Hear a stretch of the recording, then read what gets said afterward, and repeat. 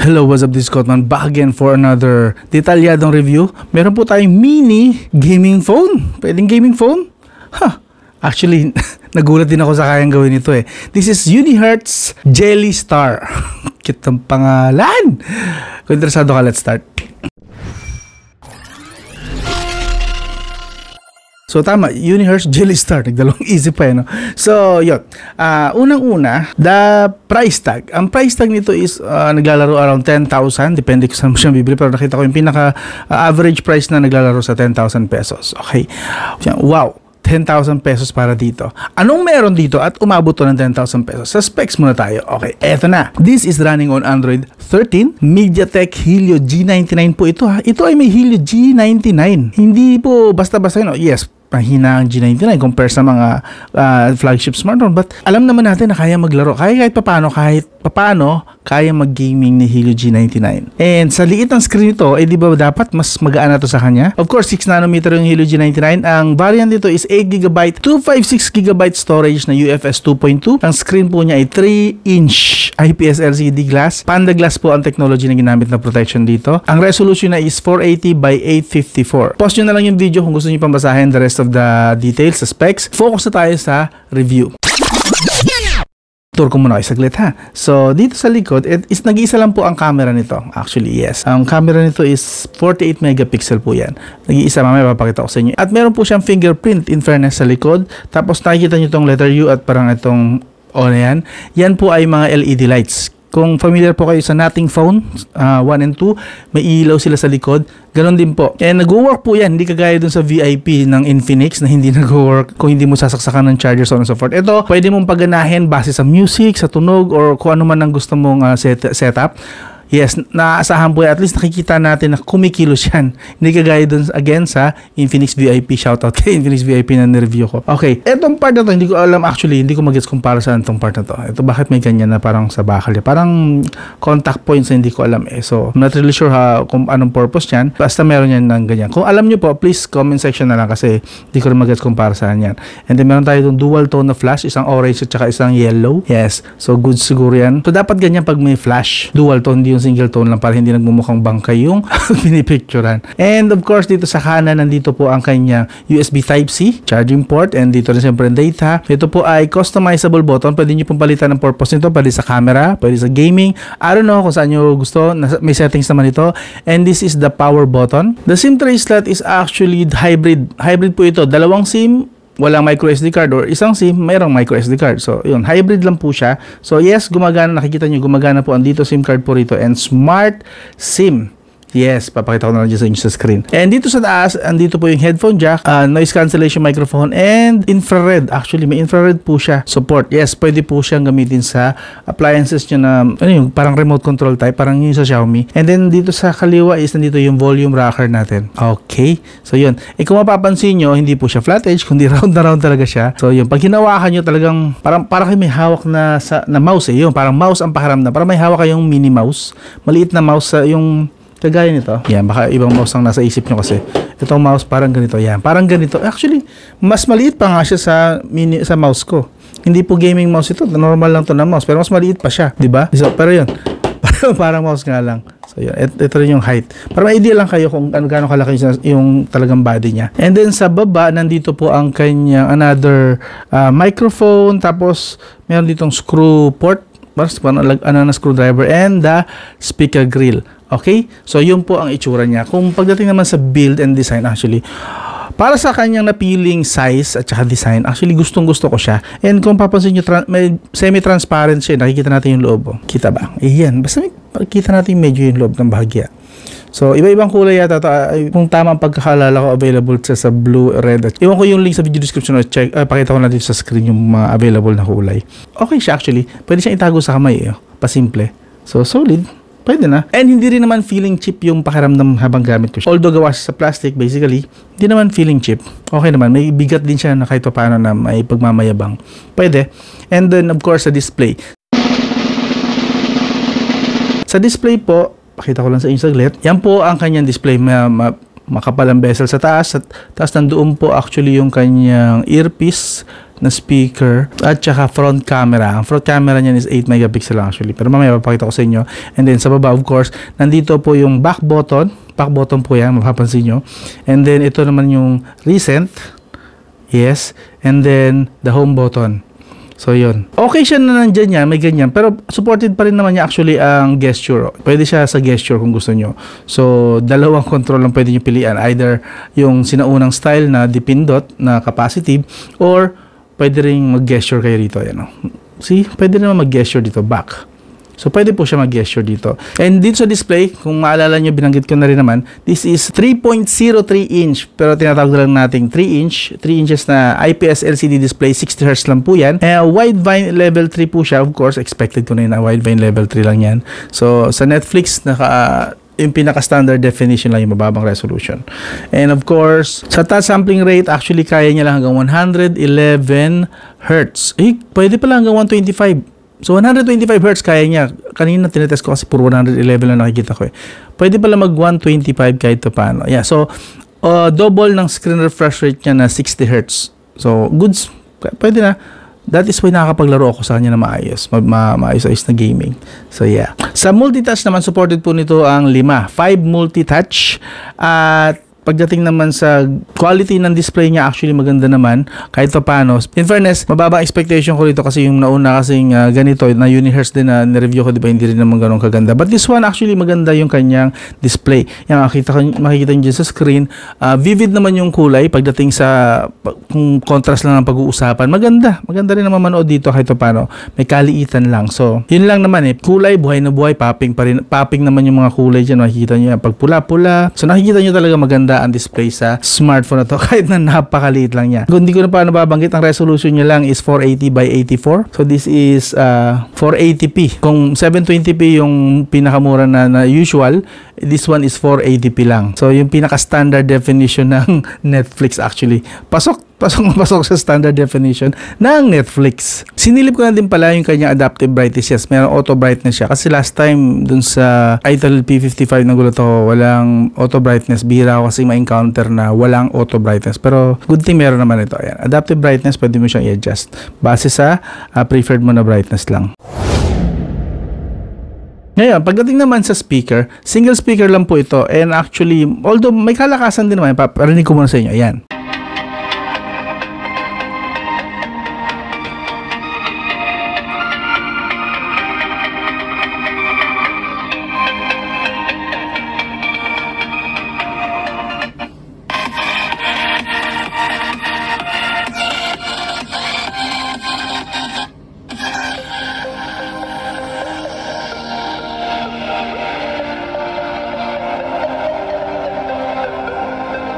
May kalakasan naman pero hindi siya ganun kalakas talaga na pwede sa outdoor. Lalo kapag nasa tabing kalsada kayo, hindi siya masyadong rinig. So, yeah. Decent lang siguro siya pang room. Yeah, pero pagka sa crowd kayo na maingay, kagaya sa labas, sa tabi kalsada, alanganin. And of course, kapag naglalaro ka, actually, madali siyang matakpan. So, another complaint ko siguro dito habang expected naman maliit kasi. Pero, you have to know na kapag naglalaro kayo dito, gagamitin siya kahit paano panglaro, talagang madali siyang matakpan, magmamaffle agad yung audio. So, yun lang. Gusto ko lang alam nyo yun. Although, syempre, expected na yun sa kanyang size. Ngayon, connectivity. This is, of course, Helio G99. Kaya 4G LTE lang po ito. Pero in fairness, supported po niya ang VoLTE. Hence, supported din niya ang dito SIM card. Yan, makikita niyo dyan. Ito po ay merong FM radio. Kakatuwa naman, may FM radio pa ito. Yung pala yung FM radio niya. And meron din siyang NFC. May NFC siya. So, just in case nagagamitin niyo siya for MCM, I'm not sure kung meron nagagamit dito sa Pilipinas. Of course, infrared. Meron po tayong infrared. Wala tayong mapagtetestan dito. Pero supported po niya infrared na parang remote control. At medyo natuwa rin naman ako sa ganitong Helio G99 na chipset, meron po siyang Bluetooth 5.3. So ang ganda po actually ng connectivity niya pagdating sa wireless. Kung gagamitin niyo sa mga TWS nyo, basta Bluetooth mga Bluetooth devices, okay na okay po siya. Supported niya. Bluetooth 5.3 ha. And sa GPS accuracy naman, in fairness, 1 meter. So, goods na goods po siya. Sa size nito ha, natutuwa lang ako kasi sa size nito, ang binabaan ko talaga expectation ko sa kanya. So, natuwa ako sa mga natutuklasan ko sa kanya na sa accuracy ng GPS niya, 1 meter lang. So, pwede siya actually, goods na goods siya sa mga tropa nating riders na nag-Waze at gumagamit ng Google Maps. In terms naman ng internet speed niya actually, good siya sa Wi-Fi. And supported po niya pa nga pala ang 5 GHz and 2.4 GHz. So currently nakakonect nga siya sa 5 GHz ko na Wi-Fi. Oh. So 5 GHz, 2.4 GHz Wi-Fi, goods. Sa mobile data naman, doon lang, makikita niyo dyan, no? So, hindi ganun kaganda ang sagap niya dito sa area ko for some reason. I tried kahapon and then nung nakaraang araw, hindi ko talaga siya mapataas more than 20 pataas. No, ang baba talaga. So, medyo may kahinaan po ang kanyang mobile data sagap. Pero, hindi ko naman sinasabi na pangit talaga. Yun lang, may kahinaan lang talaga siya sa mobile data. Pero, pagdating again sa Wi-Fi, goods na goods naman. Lipat na tayo sa camera. Eto, isa pa to. Hindi rin ako masyado na-expect dito sa camera niya. Pero in fairness naman ha, kahit pa paano, maaasahan yung camera nito. Ang camera nito is 48 megapixel sa rear, 8 megapixel sa front. Hindi naka-indicate kung ilang aperture. Pero tignan nyo na lang yung mga result niya. Kahit pa paano masasabi nyo, okay na okay in fairness. Sa rear, kaya po niya 2K at 30 FPS. Rear camera, 2K at 30 FPS sa video recording. In fairness. Sa front camera na 8 megapixel, kaya niya hanggang 1080p at 30 FPS. I must say, very good yung dynamic range niya. Kahit paano. Good separation ng background and foreground, no? And kahit paano, maganda yung timpla ng kulay niya, no? May tingkad din naman kahit pwede na. Of course, sobrang layo niya sa mga mid-range at saka flagship quality na camera, ha? Pasok na pasok lang siya siguro sa medyo goods na lamang ng konti sa mga low-end na smartphone. So, ito po ang kanyang 2K at 30 FPS po yan, ha? 2K at 30 FPS. Wala po tayo yung 60 FPS sa unihertz, pero meron at least 2K, 1080p at saka 720p at 30 FPS po. So, para sa akin, okay naman. Wala po siyang EIS, so hindi na natin ito-test. Expected na natin na mauga to kapag tumakbo tayo or naglakad. Pero, when you're steady mode, tamang galaw lang, tamang panning lang, at kung ano-ano mga ginagawa mong direction, basta naka-steady ka lang, mostly okay naman. Very much usable naman ang camera. Ang bilis nga actually ng focus siya ito paano. May mga hit and miss na focus, like kunwari ito, pakita natin. Yan, focus. Yan, medyo nahirapan. Yan, focus na. Hop, yun. Hindi ganun kabilis yung focus, pero at least nakaka-detect siya ng pagpopokusan. Hop. Oh, yan. Hop, so yan. Hindi ganun kabilis ang focus, pero at least nakaka-detect siya ng focus. So, guys, very nice po to. Kumusta yung microphone? Ito naman po ang front camera niya. 1080p lang din. Wala naman itong 2K sa front. Pero at least kaya 1080p. Pansin ko medyo malabno lang ng bahagya. No? Kulang lang sa ano. Pati yung pula ng sombrero ko para medyo malabno din eh. So medyo malabnaw yung kanyang front camera.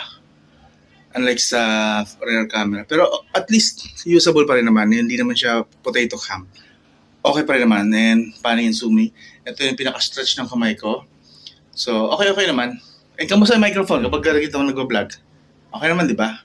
So, usable at best. Pwede yung camera niya. Maaasahan kahit paano. Goods na goods. And syempre, meron naman tayong 256GB na storage. Want to sawa ka rin kahit paano makakapag-record dito. Ano? Goods din. Goods. Sa camera, very much usable po. Hindi impressive, pero very much usable. Sa battery, ito. Ang battery po nito is 2,000 mAh lang. 10 watts lang po yung charging niya. So, ang translation po niyan, 15% to 100% na charging, umabot po siya ng 1 hour and 20 minutes. May katagalan kahit paano. So, yeah. Isipin niyo maliit yung 2,000 mAh, pero wag niyong kakalimutan na maliit lang naman kasi yung display niya. So, ang isa sa pinaka number one na malakas kumonsumo kasi ng battery is kung gaano kalaki yung display. So, maliit ang display niya. That is why 2,000 mAh lang din yung sapat na sa kanya. And, sige, baka magreklamo pa kayo. Ito po ang kanyang translation sa PCMark. Sa full brightness, full volume with mobile data, 6 hours and 19 minutes. That's not bad. That's full brightness, full volume with mobile data. Understood? Sa half brightness, half volume naman, half na tayo. And with mobile data, 9 hours and 32 minutes. That's not bad, no? Again, itong test na to is for light use na walang patayan ng screen, ha? Light use, walang patayan ng screen. This is not about gaming. This is light to moderate use. So, 9 hours 32 minutes kung half brightness, half volume with mobile data. Alright? Solid na rin kahit paano, di ba? And syempre, wala po itong bypass charging. Hindi ko na in-expect na meron itong bypass charging. Sa performance, sa Antutu score niya, umabot naman kahit paano ng 237,015. Pero actually mababa ito kasi nung nakaraan, di ba, nag-review ako ng Infinix Note 30 4G, yung 4G version, mataas yun umabot ng 400,000 But ito, 51,000 lang yung CPU and then 28,000 lang yung GPU. For some reason, parang, ang layo ng score dun sa, pareho naman silang Helio G99. I don't know kung anong mali, anong kulang, what something's wrong. Pero yan po ang score niya. Sa CPU throttling test naman, 60 minutes po. Grabe yung throttling. Ang baba, bagsak yung niya, stability. Pero in fairness, umabot siya hanggang sa 150,000. So kahit paano gusto niya lumaban, pero bumagsak 68,000, 57,000. So na ako sa kanya kung ano talaga yung totoong power niya. Pero yan, base sa throttling test, pangatlong throttling test ko na to actually, and same lang lahat. Mas malala nga yung iba mas mababa pa. Ito na yung parang pinakahuli at the best, at least 39% stability. Yung pinaka-worst niya, yung pinakaunang try ko, umabot lang na yata ng 25% stability. So, yeah. So, medyo nakakadismay yung part na yun. And syempre, tinest din natin sa 3D Mark. Ito po ang naging result niya. 345 lang as expected. Actually, same lang din nung 3D Mark score ng Infinix Note 30. So, best loop score. Stability, 64%. Tapos, humataw siya pinakamataas sa temperature na hanggang 42 degrees Celsius. Tugmaan naman din sa naging nito actually, 42 degrees Celsius sa highest peak na na in fairness, hindi pa rin naman yan super overheating. Pero ito naman ang translation niya sa game. Sa ML, pwede po siyang super FPS and high graphics. Stable naman actually most of the time sa 60 FPS. May bagsak lang minsan sa 50 FPS. Pero in fairness naman yung kanyang temperature naglalaro ng 42 to 43 degrees Celsius. So yeah, that's 30 minutes pa lang That's 30 minutes lang. Nahirapan na kasi ako, nakakangalay maglaro ganito kaliit. Keep in mind din na ganun ang magiging sitwasyon nyo kapag napili nyo to. Sasabihin ko sa inyo, very much playable po ang mga games dito. Very much playable. Kayang-kaya po niyang paganahin yung mga games na napili ko. Tatlong games lang naman actually tinry ko kasi ang hirap sakit sa kamay, nakakangalay. Ang laki ng kamay ko, ang laki pa ng daliri ko. So, para bumaluktot ako ng 30 minutes to 1 hour ng ganito, medyo masakit sa mga joints ko. Tumatanda na talaga ako. Pero in fairness, goods naman siya. Sa Farlight, actually maganda ang laro ko sa Farlight kahit na sobrang liit at saka yukong-yuko ako kasi kailangan ko makakita pag malayo yung kalaban. 60 FPS solid. 60 FPS to 43 degrees Celsius temperature. May mga times lang na bumabagsak siya, napansin ko sa 30, 35, ganun. 35, may bagsak siya lalo pag marami kayo sa isang screen na andun na kayo, nagkasalubong-salubong na kayo. Bumabagsak siya ng 35, around 35 FPS. Pero usually 40 to 60 FPS naman. Technically, all over the place yung FPS niya. Hindi stable talaga. At humataw nga ng 43 degrees Celsius pagdating sa temperature. Yeah. So yun, sabihin ko lang din ibang mga complaint ko, no. So kapag naglalaro ako nung una, medyo sanayan lang din siguro. Nung una, di ba naglalaro ako ng ML, na pipindot ko na aksidente itong back button. Again, this is back button, di ba? So yun, nawawala, nag-quit tuloy, nag-quit siya sa ML. So naiinis lang ako ng mga part na yun. Pero the more ka nagkakamali, natututo ka rin naman. So yeah, medyo nasanay din naman ako ng bandang huli, hindi ko na siya napipindot. So sanayan din sa umpisa. Understandable naman siguro talaga kasi medyo baluktot kasi talaga yung hawak mo rito pag nagkataon. Tapos, siyempre, itong LED button niya actually, maganda. Kapag naglalaro ka, sumasabay siya sa music, sa tunog, umiilaw. Yan, papakita ko sa inyo. Ang cute niya Kasi, hindi siya yung inutil na kagaya dun sa VIP na iilaw lang pag may notification, iilaw lang pag may battery, iilaw lang pag may sinaksakan na charger sa phone. But this one, pwede mo siyang paaganahin base sa trip mo. Iilaw siya pag may call, notification ng text, pag nagpapatugtog ka ng music, pag may na-detect sa music, iilaw siya. Pwede mong i-adjust yung brightness. Papakita ko sa inyo dyan sa screen. Yeah, pwede nyo siyang manually adjust yung brightness. And then, of course, meron din siya yung gusto mo lagi naka-on. Yan. Pag ina natin, always on na siya. Diba? And then, again, pwede rin natin niya i-adjust to. Adjust yung brightness. Yan pa. Adjust natin yung brightness. Depende sa trip mo. Of course, kapag laging on yan, at saka isinasagad mo yung brightness talaga, 100%, is malakas sa battery yan. Siyempre, kumakain pa rin ng battery. Hindi yan magic na nandyan lang na gumagana. So, usually nalagay ko sa 50%. Ang cute lang naman. And then sumasabay nga siya sa tugtog ng mga nilalaro ko. Ang cute lang. Yes, may pagka-gimmick pero at least gumagana. Kung titingnan nyo po siya maigi, hindi wala po siyang halos bloatware. Ang pinaka-bloatware dito is Google lang. So, stock Android po na papansin ko sa kanya. This is stock Android. Yung mga games na nakita nyo, ako na naglagay niyan eh. Yung mga ano. Tapos itong toolbox, meron siyang toolbox kasi yan. Sa toolbox, meron siyang noise test, compass, flashlight, bubble, ano yan, lever ba yan? Peak hanging, etc. etc. May pedometer din siya kung mahilig kayo magbilang ng steps nyo. Yan, kung nag-exercise kayo, meron siyang ganon. Yan, speedometer, so on and so forth. So, may mga ganon siyang feature just in case lang. So, basically, this is stock Android with some particular features na, no? And of course, this one, customizable po. So, verdict. Sa kanyang price tag na around 10,000 pesos, worth it ba ito? Para sa akin, this is an enthusiast phone eh. May binabagayan ito. Like, I don't see this as bibilin ng lahat kasi cute lang. Kasi kaya mag-game kahit paano. May binabagayan tong smartphone na to. May talagang may purpose ika nga. So, kung gusto mo ng phone na medyo discreet, tago, pwede kang gumamit, so on and so forth. Or gusto mo, mahilig ka talaga sa maliliit na mga phone. Yeah. Very much usable naman po siya. May mga, yun nga lang, may mga limitations siya. Like yun nga, medyo prone siya sa overheating kung napapansin nyo. And then throttling kapag naglalaro kayo, so on and so forth. Pero this is not actually designed for gaming eh. Natutuwa lang ako kaya fini-feature ko yung mga gaming kasi hindi ko lang in-expect na makakapaglaro ako na maayos dito. Yung huling ginanito ko kasi hindi ko masyado na-enjoy. Ang hirap din pumindot. This one, surprisingly, maayos ako nakakapag-type dito. Kahit maliit, okay? Hindi ko alam kung bakit. Siguro nasa keyboard na rin siguro yan. So, yeah, ito. Okay naman eh. So, may recommend ko ba sa inyo to? Ba? Hindi. Hindi ko po recommend sa inyo na bilhin nyo to. But, if you think may paggagamitan kayo nito, if you think meron kayong may purpose yung ganitong phone sa inyo, yeah, why not? 10,000 na. Hindi naman sama sa price tag niya actually. Iwan ko yung link dito sa video description in case na interesado kayo, okay? Yeah, legit na link na lang iwan ko para hindi kayo na-scam. So, yeah. This is again the Unihertz Jelly Star. I hope nagustuhan nyo kahit paano itong style ko ng pagre-review. If you think na worth it sa subscribe nyo, I hope consider nyo na mag-subscribe, like, and share. Hanggang dito lang. This is Codman. I'll talk to you again soon.